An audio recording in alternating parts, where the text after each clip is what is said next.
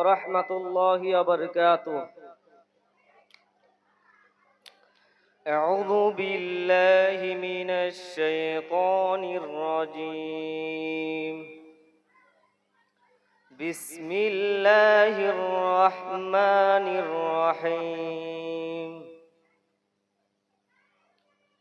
الرحمن علم القرآن خلق الإنسان علمه البيان الشمس والقمر بحسبان والنجم والشجر يسجدان والسماء رفعها ووضع الميزان ألا تطغوا في الميزان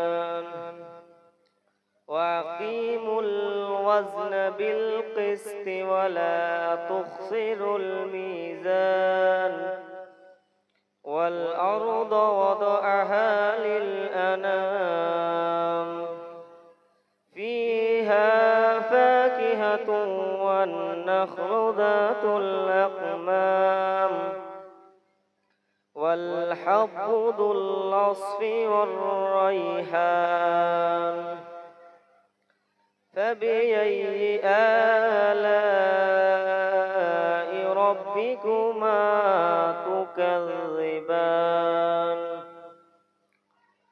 خلق الإنسان من صلصال كالفخار وخلق الجان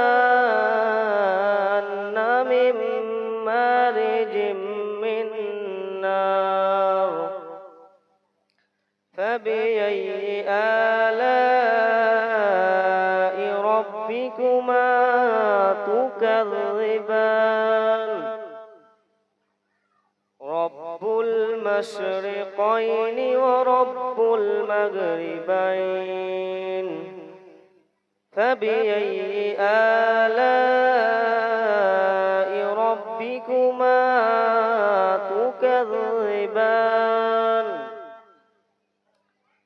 مرج البحرين يلتقيان بينهما برزخ لا يبغيان فبأي آلاء ربكما تكذبان